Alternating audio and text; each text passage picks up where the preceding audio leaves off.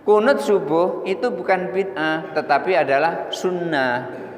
Karena sahabat banyak melakukan seperti itu dan Rasulullah melakukan seperti itu hatta faraqad dunya, sampai Rasulullah SAW meninggal dunia. Warahmatullahi wabarakatuh.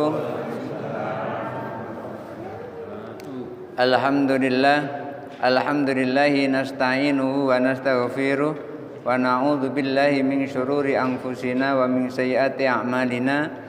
May yahdihillahu fala mudilla lahu wa may yudlilhu fala hadiyalah.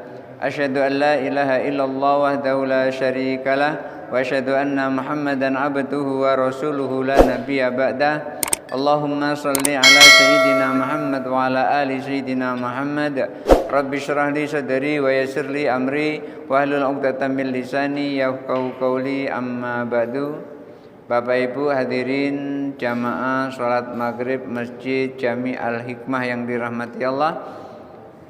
Pembahasan yang sangat panjang tentang wirid sesudah sholat sudah kita bahas yang lalu dan sudah sampai kepada ujungnya, di mana kesimpulannya adalah wirid sesudah sholat itu dianjurkan untuk melengkapi sholat kita yang barangkali pada saat kita sholat kita belum sempurna, maka akan disempurnakan dengan zikir kita, karena sholat itu menggugurkan dosa dan zikir itu juga menggugurkan dosa yang barangkali ketika kita sholat dosa kita belum gugur, begitu kita wirid sesudah sholat kemudian Allah akan gugurkan dosa kita. Artinya ketika seseorang melakukan wirid sesudah sholat akan menyempurnakan sholatnya itu. Dan wirid sesudah sholat itu bermacam-macam, tidak harus begitu, tetapi yang penting adalah wirid. Tetapi dianjurkan dan disunahkan ketika wirid sesudah sholat itu diawali dengan istighfar, diawali dengan membaca astagfirullahaladzim, memohon ampun kepada Allah, kemudian yang lain-lainnya sampai membaca tasbih, tahmid dan tahlil, kemudian juga membaca ayat kursi, membaca Qul huwallahu ahad, membaca Qul a'udzu birabbil falaq, Qul a'udzu binnas dan seterusnya. Intinya adalah semua yang ada dasarnya, yang ada dalam Al-Quran dan juga yang ada di dalam hadis. Baik, berikutnya bismillahirrahmanirrahim. Faslun, fasal. Wa idza arada ayyang sharifa, dan apabila ingin pulang atau ingin bertolak dari wirid sesudah sholat, fa in kana khalfuhu nisaan, kalau di belakang barisan atau di belakang saf itu yang di belakang adalah wanita, jadi saf depan laki-laki, saf belakang wanita, ustuhibba ayyal bisa hatta yang sarifan nisa'u. Ini sebetulnya bukan yang sorifan nisa'u, karena nisa itu kan perempuan. Kalau yang sorifu itu kan mu'annas. Jadi hatta tang sorifan nisa'u, harusnya begitu. Karena ini adalah fi'il mudhari', jadi menggunakan tak ya, tak menunjukkan wanita. Fa in kana khalfuhu nisa'an, kalau di belakang jamaah laki-laki itu adalah jamaah wanita, ustuhibba ayyal bisa, dianjurkan untuk duduk sejenak, diam sejenak, jangan langsung pulang, hatta tangsharifan nisa'u, sehingga para wanita pulang duluan. Kenapa kok begitu?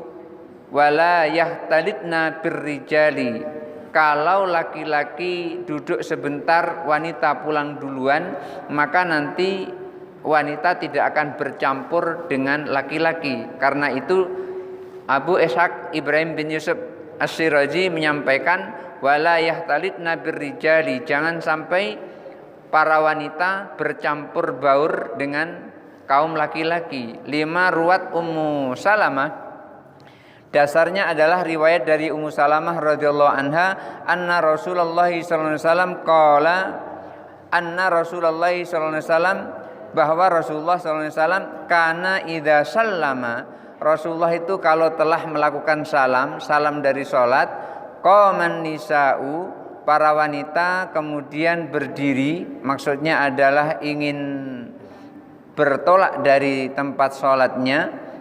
Hina yakdi salamuhu, para wanita berdiri ketika Nabi sallallahu alaihi wasallam telah selesai salamnya. Fayam kusu yasiron, dan Nabi itu diam sejenak, artinya duduk sejenak, tidak langsung berdiri seperti wanita. Qabla ayyakuma, jadi duduk sebentar sebelum berdiri, artinya memberikan kesempatan bagi kaum wanita untuk pulang duluan. Jadi yang pulang duluan itu adalah wanita yang pulang duluan. Kalau ada yang di sini pulang duluan berarti wanita dia. Mentalnya iya, yang pulang duluan itu wanita itu, bukan laki-laki yang pulang duluan itu. Karena Rasulullah itu duduk dulu sampai para wanita pulang semua. Jadi kalau ada jamaah kita yang pulang duluan, jangan-jangan dia adalah wanita gitu. Iya. Karena Nabi melakukannya seperti itu. Qala Az-Zuhri rahimahullah. Az-Zuhri rahimahullah menyampaikan pendapatnya, fayara, beliau menyampaikan pendapatnya, beliau berpendapat wallahu a'lam, Allah yang lebih mengetahui, ini hanya pendapatnya saja. Anna mukasahu, bahwasanya diamnya sebentar Rasulullah SAW atau duduknya sebentar Rasulullah SAW, litang sorifan nisa'u, agar para wanita itu pulang duluan, qabla ayyudrikuhunnar rijalu, sebelum wanita itu terlihat oleh kaum laki-laki. Jadi kaum wanita itu pulang duluan, sudah pulang duluan kosong, baru kaum laki-laki boleh meninggalkan masjid. Pada zaman Rasulullah seperti itu. Lah pada zaman sekarang ini laki-laki lebih duluan, berarti terbalik yang seperti itu. Harusnya ibu-ibu pulang duluan baru bapak-bapak gitu. Jadi di sini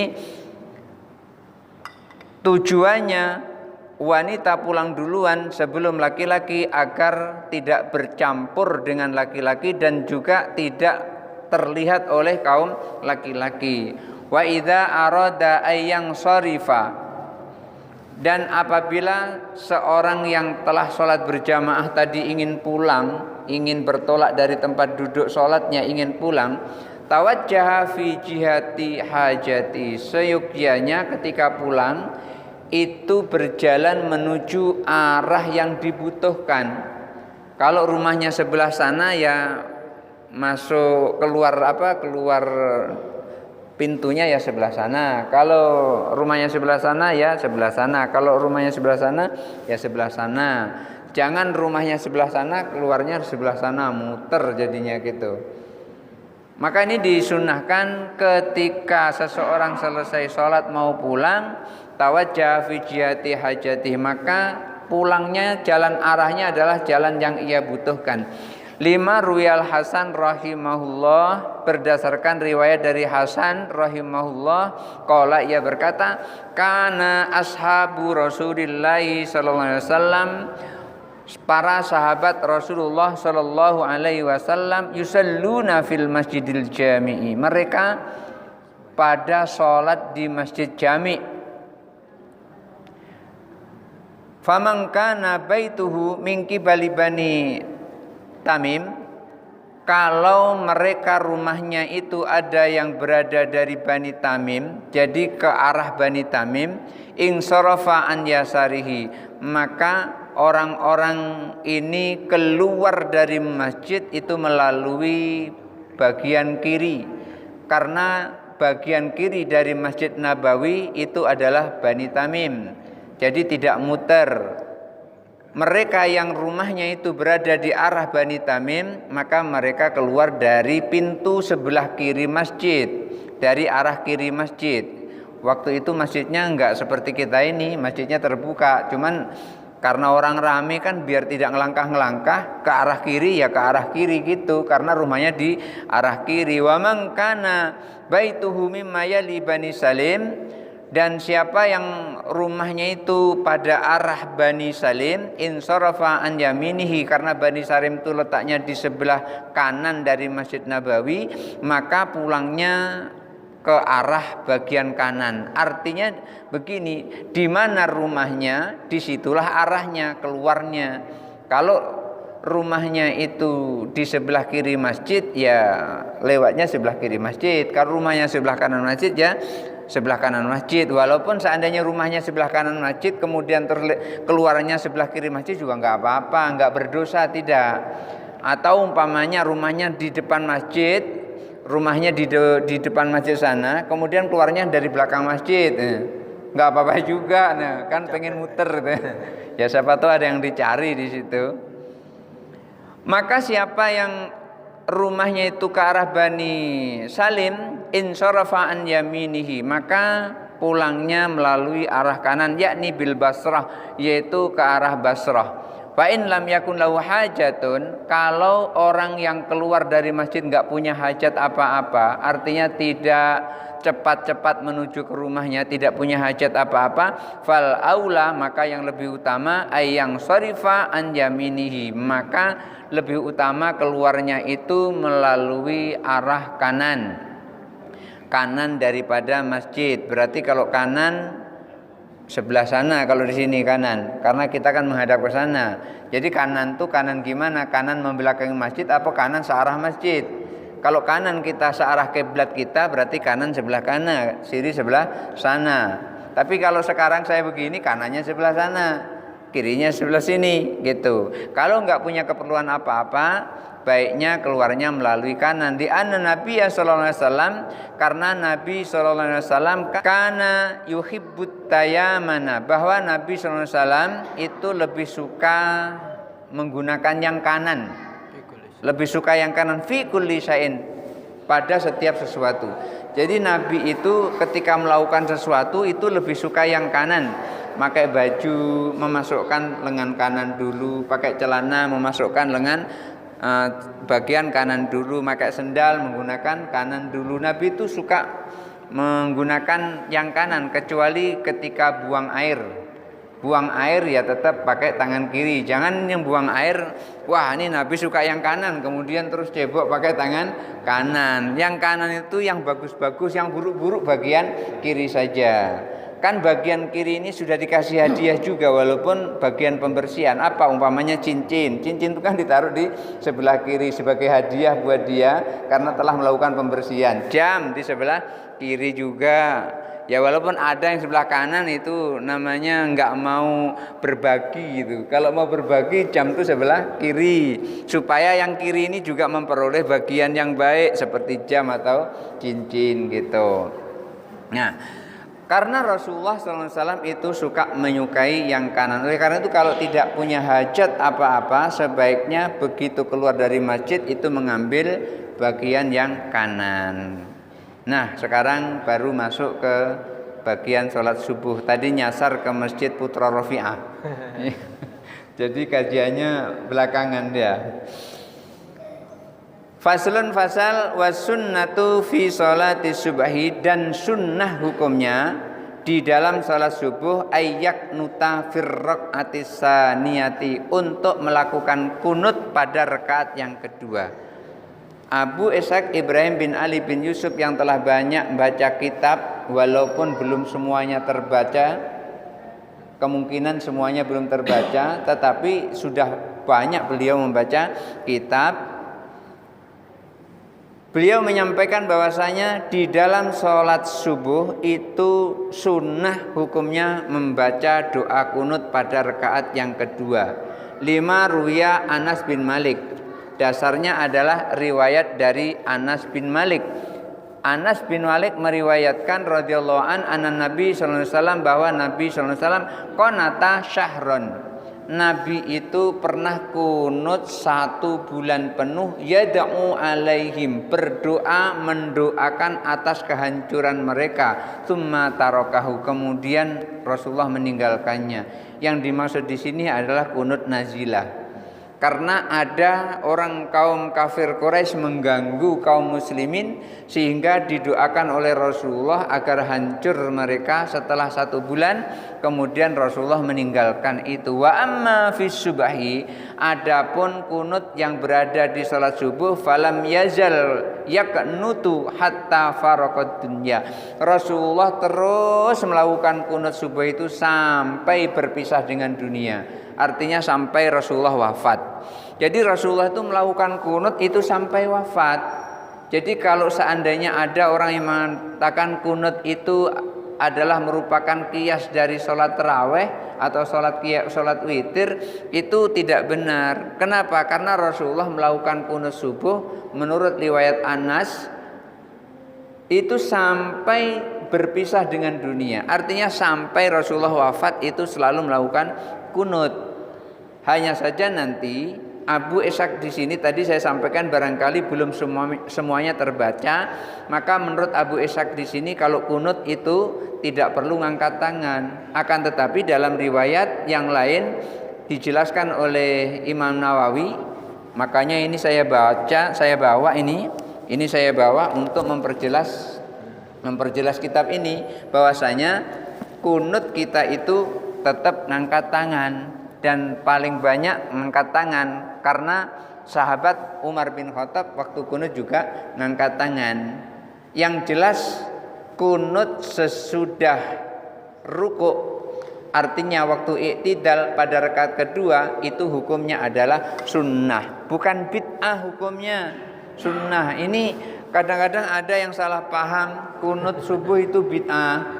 Akhirnya orang makmum yang ikut sholat dia tidak ikut kunut karena mengatakan itu adalah bid'ah. Kalau ada makmum ikut imam dan mengatakan imam itu adalah bid'ah dalam sholatnya karena melakukan kunut subuh, maka sholat dia nggak sah. Kenapa? Karena dia bermakmum kepada orang yang melakukan bid'ah. Maka beda keyakinan seperti itu, sholatnya tidak sah. Imam yakin kunut subuh sunnah, makmum yakin kunut subuh bid'ah. Enggak seyakinan itu, maka lebih baik tidak usah ikut sholat jamaah pada saat itu. Kenapa? Karena sholatnya tidak sah kalau dia ikut berjamaah. Sampai-sampai pernah terjadi ada seorang yang ketika dia jadi imam enggak mau sama sekali dia jadi makmum. Lalu pada saat itu setelah pengajian datang ke saya, Ustadz, bagaimana hukumnya kalau berimam kepada orang yang tidak disukai? Wah, itu pertanyaannya. Berimam kepada orang yang tidak disukai. Maksud Bapak tidak disukai itu gimana? Apakah si imam ini menyalahi syariat atau si imam ini hanya kita benci? Kemudian dijawab, si imam ini selalu menyalahi syariat dan juga kita benci. Kedua-duanya dong kayak gitu. Kenapa menyalahi syariat? Karena dia mengatakan kunut subuh itu adalah bid'ah. Dia mengatakan gitu. Maka saya tidak suka yang seperti itu dan aku benci. Makanya aku ketika dia jadi imam aku sholat sendiri katanya. Bagus itu Pak. Karena kalau kita meyakini dia itu adalah melakukan bid'ah dan kita ikut, maka sholat kita menjadi tidak sah sholat kita. Pas begitu dia ngomong, ternyata yang diomongkan ada di situ. Akhirnya datang, langsung ngelus-ngelus punggungnya orang yang ngadu tadi. Aku sayang sama kamu itu. Langsung begitu ngomong. Ya untung saja orang yang disebut itu adalah pernah jadi mahasiswa saya. Jadi mungkin agak berpikir kalau nak marah di situ kan. Karena pernah saya mengajar dia sebelum dia pensiun dulu. Dia duluan pensiun daripada saya. Dosennya belakangan pensiun. Jadi mahasiswanya duluan pensiun. Nah, akhirnya saya jelaskan di situ, kalau Bapak menyampaikan kunut subuh itu adalah bid'ah, maka orang yang berkeyakinan kunut subuh bid'ah kemudian bermakmum pada orang yang melakukan sholat subuh berkunut, maka sholatnya tidak sah. Kenapa? Karena bermakmum kepada orang yang imamnya melakukan bid'ah, maka jelas tidak sah sholatnya. Nah, kunut subuh itu bukan bid'ah tetapi adalah sunnah. Karena sahabat banyak melakukan seperti itu dan Rasulullah melakukan seperti itu hatta faraqad dunya, sampai Rasulullah SAW meninggal dunia. Wa mahallul kunuti ba'dar raf'i minar ruku'i, dan tempatnya kunut itu adalah setelah bangun dari ruku'.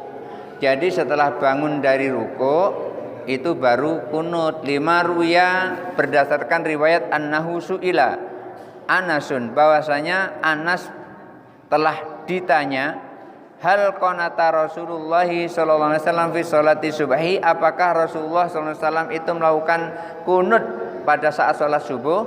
Kemudian dijawab oleh Anas, qala na'am, ya, Rasulullah itu kunut waktu sholat subuh. Qila, lalu ditanya lagi Anas, qablar ruku'i au ba'dar ruku'i, sebelum ruku' atau sesudah ruku'? Lalu Anas bin Malik menjawab, ba'dar ruku'i, kunutnya itu setelah ruku'. Anas menjelaskan Rasulullah itu kunut sampai akhir hayatnya. Dan ketika ditanya, apakah Rasulullah kunut subuh? Ya, Rasulullah kunut subuh. Kapan kunutnya? Dijawab, kunutnya itu sesudah bangun dari ruku'. Jadi setelah sami Allahu liman hamidah, sebelum sujud itu terus melakukan doa kunut. Wa sunnatu ayyakula, dan doa kunut itu sunnahnya adalah membaca Allahumma hdini fi man hadait, wa afini fi man afait, wa tawallani fi man tawallait, wa barik li fi ma a'tait, wa qini syarra ma qadait, innaka taqdi wa la yuqda alaik, innahu la yadhillu man walait, tabarakta wa ta'alait. Seperti ini boleh, seperti yang biasa kita lakukan itu boleh, seperti kunutnya Umar bin Khattab juga boleh. Yang penting di situ adalah kunut. Allahumma hdini, ya Allah tunjuki aku, fi man hadait, seperti orang yang engkau beri petunjuk. Di dalam doa kunut kita minta kepada Allah agar kita diberi petunjuk seperti orang yang telah diberi petunjuk oleh Allah. Wa afini fi man afait, dan selamatkan aku seperti orang yang telah engkau beri keselamatan. Minta kepada Allah kita saat kunut subuh itu agar kita diselamatkan seperti orang yang telah diselamatkan oleh Allah. Wa tawallani fi man tawallait, dan urusi aku ya Allah seperti engkau telah mengurusi orang-orang yang engkau urusi. Kita minta kepada Allah agar diurusi. Kalau diurusi itu Bapak Ibu, itu enak daripada ngurus sendiri. Diurusi itu lebih enak daripada kita ngurus sendiri. Contoh, ketika kita mau bikin KTP, kita ngurus sendiri, harus jalan sana jalan sini. Tapi kalau diurusi, yang penting langsung dapat KTP, itu lebih enak diurusi. Masuk surga, masuk sendiri, itu lebih enak lagi kalau dimasukkan ke dalam surga. Kita enggak capek sana sini, tahu-tahu sudah masuk ke dalam surga. Itu namanya diurusi seperti itu. Beda ngurusi dengan diurusi. Ngurusi itu usaha sendiri. Kita pengen dogan, manjat pohon sendiri itu. Tapi kalau kita diurusi, pengen makan dogan, dogan sudah ada di depan kita, langsung tinggal makan gitu, nggak usah manjat-manjat lagi. Belum lagi risiko jatuh karena nggak biasa manjat pohon. Ada orang yang punya sakit jantung, akhirnya dia manjat pohon karena pengen makan buah dari pohon itu, akhirnya jantungnya kumat gara-gara pengen makan buah dari pohon itu, karena nggak boleh ngos-ngosan kan gitu. Jadi minta kepada Allah, ya Allah urusilah aku seperti engkau mengurusi orang yang telah engkau urusi. Wa barik li fi ma a'tait, dan berkahi aku ya Allah semua yang telah engkau berikan kepadaku. Artinya rezeki kita supaya diberkahi. Berkah itu apa? Ziyadatul khairi wal manfaah. Yang namanya berkah itu tambah kebaikannya dan tambah kemanfaatannya. Harta kita berkah itu akan menyenangkan kita, bukan nyusahin kita. Kalau ada harta nyusahin kita, itu hartanya berarti tidak berkah. Lantaran dapat harta kemudian kita dapat urusan, itu berarti nggak berkah harta kita. Kenapa? Karena nyusahin kita. Yang namanya berkah itu ziyadatul khair wal manfaah, nambah kebaikan dan manfaat. Kita punya harta, maunya melangkah ke masjid terus, tambah kuat ibadah kita, itu namanya harta yang berkah.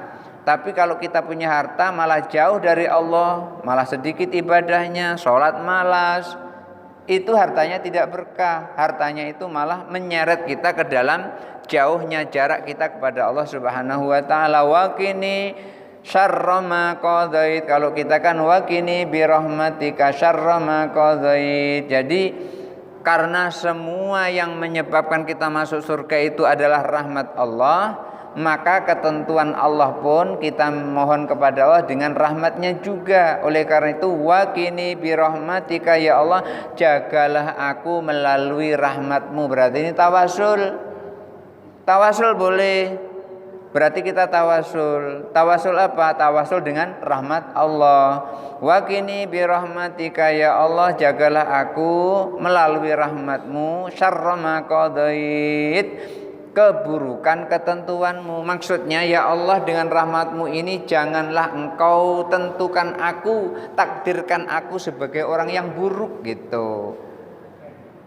Maksudnya jadikan aku orang yang husnul khotimah, jangan su'ul khotimah. Maksudnya seperti itu. Oleh karena itu kita mohon kepada Allah, waqini birahmatika syarra ma qadait, ya Allah jagalah aku melalui rahmatmu tentang keburukan ketentuanmu.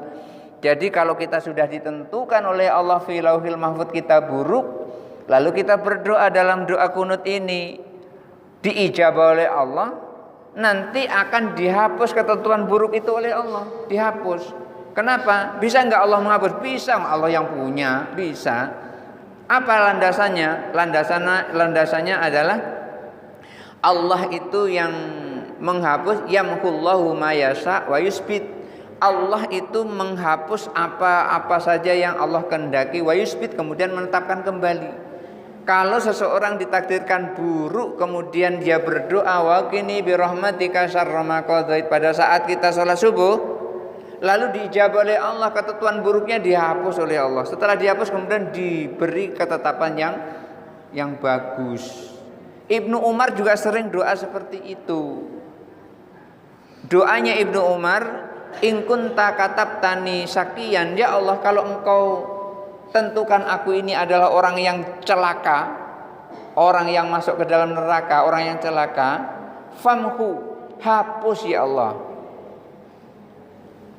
Ibnu Umar minta kepada Allah agar dia hapus ketentuan buruknya.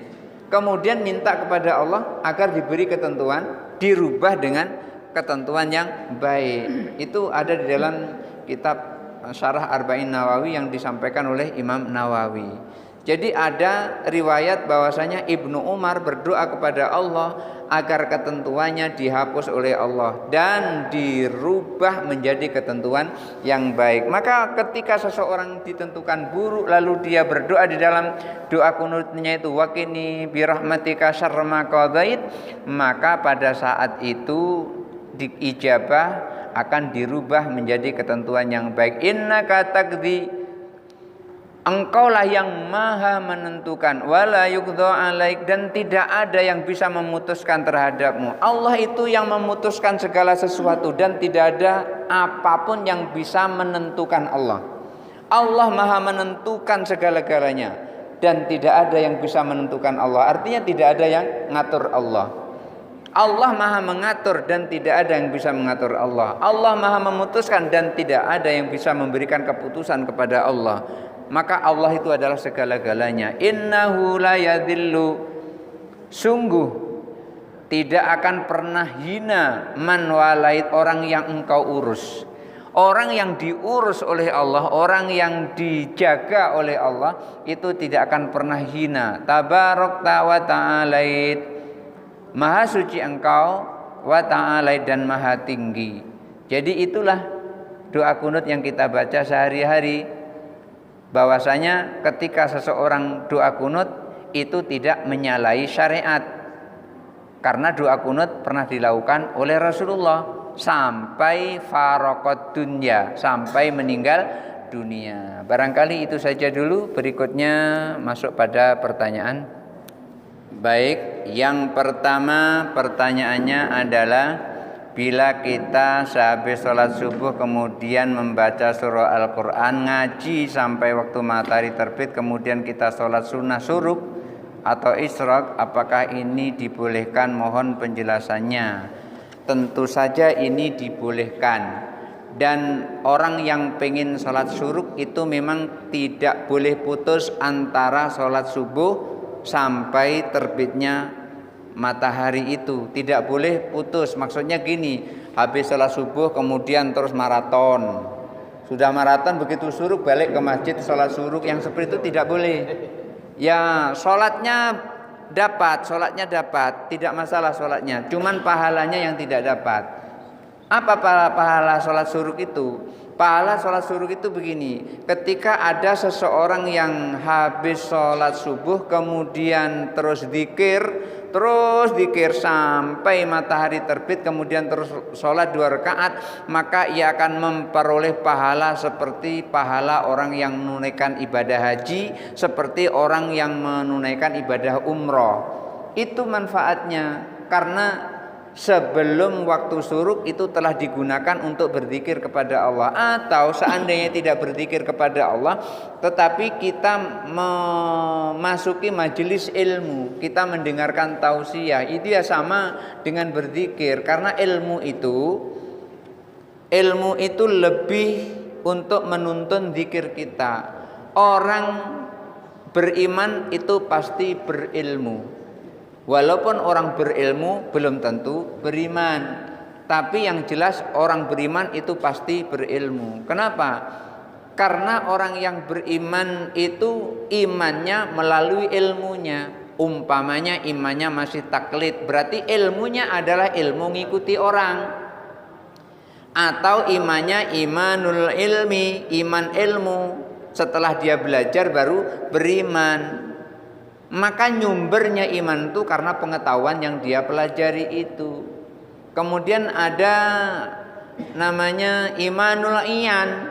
Imanul iyan itu lebih tinggi lagi dari imanul ilmi.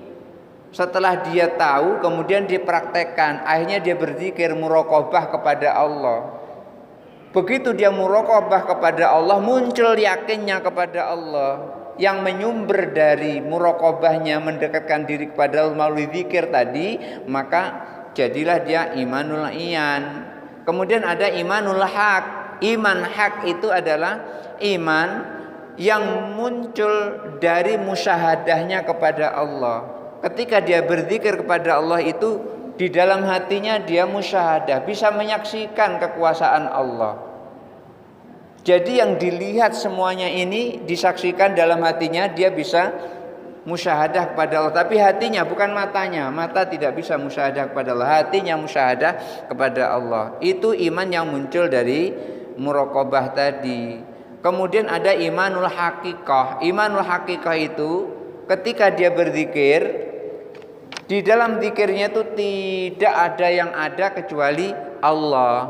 Maka seseorang yang melakukan zikir sesudah sholat subuh kemudian terus sampai syuruk kemudian dia sholat, maka dia akan memperoleh pahala seperti pahala menunaikan ibadah haji, seperti pahala menunaikan ibadah umroh. Tapi bukan berarti gugur kewajibannya menunaikan ibadah haji. Tetap, wah aku kan setiap subuh sudah sholat isyraq, aku nggak perlu haji lagi. Setiap subuh aku memperoleh pahala ibadah haji. Enggak seperti itu. Itu hanya pahalanya saja sama seperti itu. Seperti halnya Umar bin Khattab, ketika yang ditunjuk jadi muazin itu adalah Bilal, maka beliau itu sesungguhnya pengen seperti Bilal, ingin azan juga. Kenapa? Orang yang azan itu memperoleh pahala seperti jihad fisabilillah. Sampai-sampai beliau menyampaikan, kalau aku diberi kesempatan untuk muazin, untuk jadi tukang azan, aku nggak perlu lagi susah-susah untuk ikut jihad fisabilillah. Sampai begitu. Di dalam kitab ini disebutkan seperti itu. Dan bahkan beliau sampaikan, Abu Ishaq menyampaikan, andaikan untuk menjadi Bilal itu adalah diundi, niscaya banyak orang yang ikut undian dengan anak panah. Siapa yang paling jauh memanahnya itu yang akan menjadi muazin. Tapi sayangnya syarat jadi muazin itu adalah suaranya harus keras, suaranya harus bagus, suaranya harus merdu. Dan ternyata lebih merdu suaranya Bilal dari suaranya Umar bin Khattab. Tapi kalau bentak orang, nah itu lebih jago Umar bin Khattab itu. Jadi di sini ketika seseorang telah menunaikan ibadah seperti sholat isyraq dan dibarengi dengan zikir atau mendengarkan tausiah sampai masuk isyraq, maka dia pahalanya seperti pahala orang yang menunaikan ibadah haji, akan tetapi tetap wajib untuk menunaikan ibadah haji. Dan bila kita bertasbih, sholawat dan berzikir sampai 3.000 kali. 3 apa? 3.000 kali, kemudian pahalanya kita hadiahkan kepada almarhum keluarga kita. Mohon penjelasannya. Boleh, pahalanya kita kirimkan, boleh. Seperti kita mengirimkan hadiah Fatihah. Di dalam kitab Ar-Ruh Ibnu Qayyim itu banyak dijelaskan di situ. Ketika seseorang membaca surah Al-Fatihah kemudian dihadiahkan kepada ahli kubur itu, ibunya yang dikirim kemudian awal mulanya kan khususan li ummi, khususnya untuk ibuku, wali jamil mukminin wal mukminat gitu, dan untuk seluruh kaum mukmin dan mukminat. Maka seluruh kaum mukmin mukminat yang ada di kuburan itu semuanya mendapatkannya. Artinya apa? Artinya memang ketika kita ngirimkan pahala itu bisa sampai kalau Allah mengijabahnya. Tapi kalau Allah tidak mengijabahnya ya enggak sampai. Kan kita berdoa, ya Allah, andaikan yang aku baca ini ada pahalanya, pahalanya berikan kepada ibuku, pahalanya berikan kepada almarhum bapakku, pahalanya berikan kepada almarhum suamiku, pahalanya berikan kepada almarhum istriku, pahalanya berikan kepada almarhum pamanku, bibiku. Kalau doa kita itu diijabah, pasti sampai itu. Dan dinyatakan di situ ketika doa itu sampai dan diterima oleh Allah dan disampaikan kepada orang yang bersangkutan, maka nanti akan berubah cahaya, dan cahaya itu sebesar gunung, dijelaskan di dalam kitab Ar-Ruh itu. Berikut, ketika imam itu menyampaikan sawu itu artinya samakan. Sawu sufufakum fa inna tasfiyata sufufi min tamami shalah. Ada riwayat min iqamati shalah. Ada yang meriwayatkan seperti itu. Yang seperti itu tidak usah kita jawab, karena itu perintah bukan untuk dijawab tapi perintah untuk dilaksanakan. Imam menyampaikan sawu, artinya sawu itu apa? Sesuaikan barisan kalian. Sawu sufufakum. Maksudnya adalah kalau di sini luruskan, karena sawu itu tidak harus lurus, seimbang. Coba bayangkan kalau sawu itu lurus. Bagaimana kalau ketika sholat di Mekah, di Masjidil Haram? Nggak bisa kita lurus, harus bengkok. Sholat di Masjidil Haram itu harus bengkok. Kalau lurus gitu, dia mutar. Ada yang mutar nanti. Jadi di Masjidil Haram itu sholatnya menghadap. Orang yang sholat di Masjidil Haram wajib menghadap ke arah Ka'bah karena Ka'bahnya nampak. Tapi kalau orang yang sholat di luar Masjidil Haram itu tidak harus menghadap ke Ka'bah, tapi menghadap ke Masjidil Haram. Kalau orang sholatnya di luar Masjidil Haram jauh seperti kita di sini, maka sholatnya tidak wajib pas ke arah Ka'bah, tidak wajib pas ke arah Masjidil Haram, tapi kita wajib pas ke arah Mekah. Jadi arahnya seperti itu. Jadi sawu di situ artinya bukan luruskan, tetapi seimbangkan, seimbangkan saf kalian.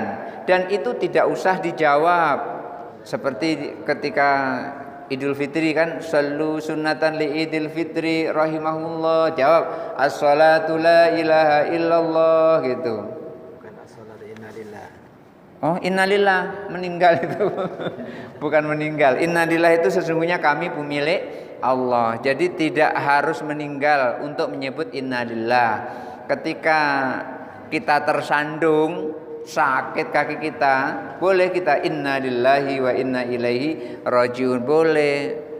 Atau mungkin sandal kita hilang, kita habis ngaji hilang sandal kita, enggak usah marah-marah, cukup innalillahi wa inna ilaihi rajiun. Jadi innalillahi itu tidak harus meninggal. Jangan sampai nanti oh innalillahi itu berarti ada orang meninggal, belum tentu. Jadi di sini minta jawabannya. Jawabnya la ilaha illallah apa innalillahi? ya, jawabnya lah as-sholatu la ilaha illallah, itu jawabannya.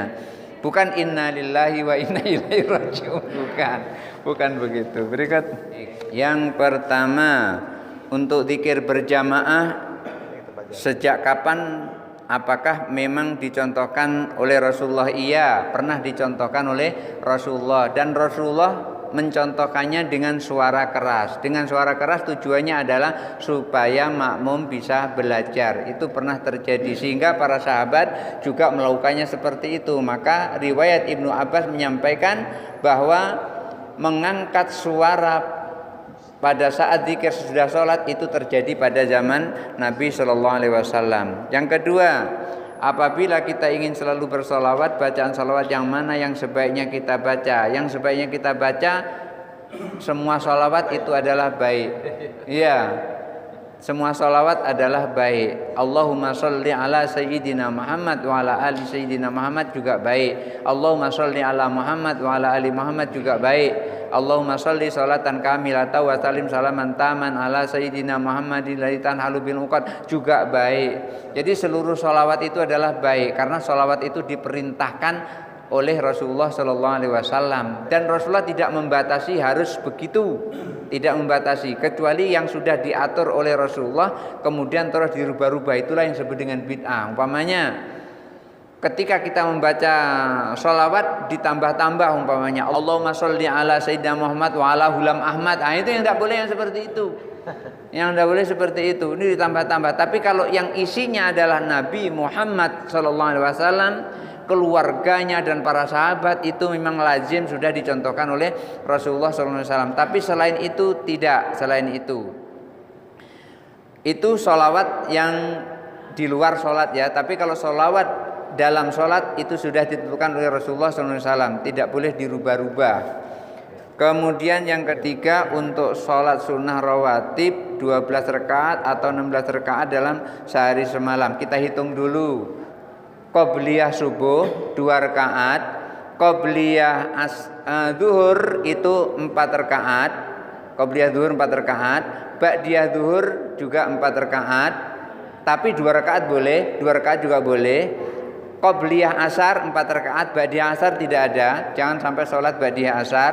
Kemudian qobliyah maghrib itu insya'a, bila mau saja dan waktunya ada. Kemudian ba'diyah maghrib itu ada 2 rakaat. Qobliyah isya juga insya'a, qobliyah isya, ba'diyah isya itu yang disebut dengan rawatib. Itulah rawatib, hitung sendiri jumlahnya ada berapa. Baik, kita tutup sama-sama dengan doa. A'udzubillahi minasyaitonirrajim. Bismillahirrahmanirrahim. Alhamdulillahirabbil alamin. Allahumma shalli ala sayyidina Muhammad wa ala ali sayyidina Muhammad wa sallim wa radhiyallahu ta'ala an sadatina rasulillah ajmain. Allahumma ighfir lana dzunubana wa liwalidayna warhamna kama rabbayana shighara.